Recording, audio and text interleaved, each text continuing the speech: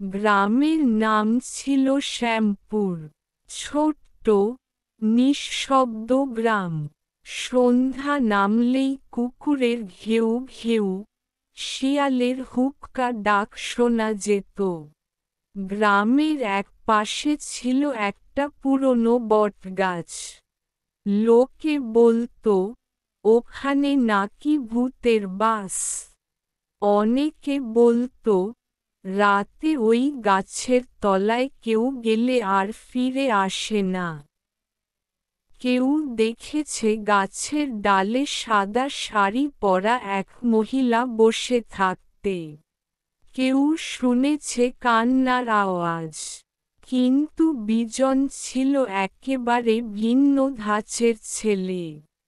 ঢাকা থেকে ছুটিতে গ্রামে এসেছিল। ভূতে তার বিশ্বাস ছিল না। একদিন সে তার বন্ধুদের বলল, ভূত বলে কিছু নেই।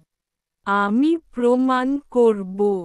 আজ রাতেই বটগাছের কাছে যাব। বন্ধুরা প্রথমে মানা করল, কিন্তু বিজন জিদ ধরল। রাত 11টা বাজে। বিজন হাতে টর্চ নিয়ে বেরিয়ে পড়ল। পুরো গ্রাম তখন ঘুমিয়ে পড়েছে। চারদিকে ঘুটঘুটে অন্ধকার। টর্চের আলোয় বিজনের ছায়া বড় হয়ে দেয়ালে পড়ছে। সে হাঁটতে হাঁটতে পৌঁছে গেল বটগাছের নিচে। চারপাশে কুয়াশা। বাতাস হঠাৎ নিস্তব্ধ হয়ে গেল। গাছের পাতাগুলো যেন নিঃশব্দে নড়ছে। হঠাৎ বিজন শুনতে পেল এক ফিসফিস আওয়াজ, তুই কেন এলি? সে চমকে উঠল। পেছনে তাকালো, কেউ নেই। আবার সেই আওয়াজ, তুই চলে যা, না হলে। বিজন জোরে বলল, কে? সাহস থাকলে সামনে আয়। তখনই হঠাৎ করে বাতাসের দমকা ঝড় উঠল। বটগাছের ডাল থেকে পড়ল একটা শুকনো পাতা। বিজনের গায়ে লাগল। সে আবার বলল, ভূত বলে কিছু নেই। এসব অলীক কল্পনা। কিন্তু তখন তার সামনে ধোঁয়ার মতো আবির্ভূত হল একটা সাদা মূর্তি। মেয়েটির চুল লম্বা, চোখ দুটি আগুনের মতো জ্বলছে। সে ফিসফিস করে বলল, তুই ভুল করেছিস, এবার তোর শাস্তি হবে। বিজনের গলা শুকিয়ে এল। পা যেন জমে গেছে।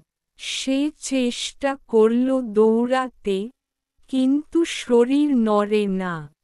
মেয়েটি এগিয়ে এল। মুখটা স্পষ্ট দেখা যাচ্ছে না, কুয়াশার মতো ঝাপসা। সে বলল, এই গাছ আমার। তুই চলে যা। বিজন কোনোমতে বলল, আমি কিছু করিনি, শুধু প্রমাণ করতে এসেছিলাম। চল শুরু করি পার্ট 2। আগের অংশে বিজন শেঠ মূর্তির মুখোমুখি হয়েছিল। এখন গল্প আরও গা ছমছমে মোড় নিচ্ছে। Dash dash dash. মেয়েটির চোখ থেকে যেন আগুনের ফুলকি বেরোচ্ছে। বিজন চোখ সরাতে পারছে না। সে যেন সম্মোহিত হয়ে গেছে।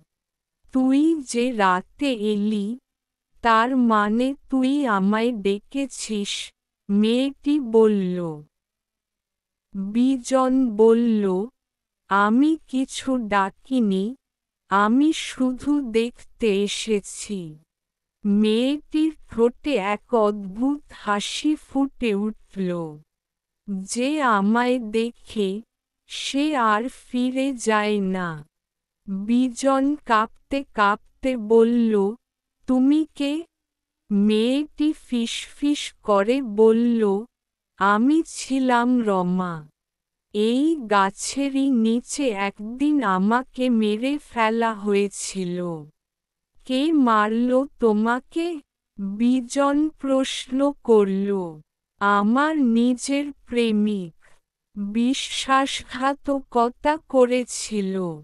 হঠাৎ গাছের একটা ডাল ঝড়ের মতো নেমে এল। বিজন এক চুলের জন্য বাঁচল। তুই যদি সত্যি সাহসী হোস, তবে আমাকে মুক্তি দে, রমা বলল। কিভাবে? যে গাছের নিচে আমাকে পুঁতে রাখা হয়েছিল, সেটা কেটে ফেলতে হবে। বিজনের বুক কেঁপে উঠল। এ তো গ্রামের সবচেয়ে পুরনো গাছ।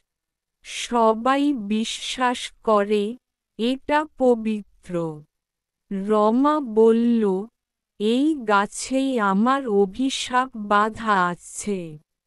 যতদিন না এটা কাটা হচ্ছে, আমি মুক্তি পাব না। তোর চোখে সাহস আছে, তুই পারবি। বিজন বলল, আমি চেষ্টা করব। কিন্তু এ তো খুব বড় ব্যাপার। রমা আস্তে আস্তে অদৃশ্য হয়ে গেল। পরদিন সকালেই বিজন গ্রামের বুড়োদের সঙ্গে কথা বলল। সবাই শুনে রেগে গেল। বটগাছ কাটব? পাগল নাকি? এই গাছ আমাদের রক্ষা করে, বলল এক বুড়ো। বিজন বলল, না, এই গাছেই আছে অভিশাপ। রমার আত্মা বন্দি আছে। সবাই হেসে ফেলল। কেউ তার কথা বিশ্বাস করল না। রাতে বিজন একা গাছ কাটতে গেল। হাতে কুড়াল, বুক ভরা সাহস। প্রথম কোপ পড়তেই গাছ থেকে বেরিয়ে এল এক গা ছমছমে কান্নার আওয়াজ। কুয়াশা ঘন হয়ে এল চারপাশে। দ্বিতীয় কোপ পড়তেই মনে হলো গাছ কাঁদছে। হাওয়া আরো জোরে বইতে লাগল। বিজন দমে গেল না। সে কোপাতে লাগল, বারবার, বারবার। একসময় গাছের ভেতর থেকে বেরিয়ে এল রমার মূর্তি। তুই সত্যিই করেছিস। তুই আমার মুক্তির পথ খুলে দিয়েছিস, বলল সে। হঠাৎ এক ঝলক আলো ছড়িয়ে পড়ল। রমা আকাশের দিকে তাকিয়ে বলল, এতদিন পরে কেউ আমার কথা শুনল। এখন আমি যেতে পারি।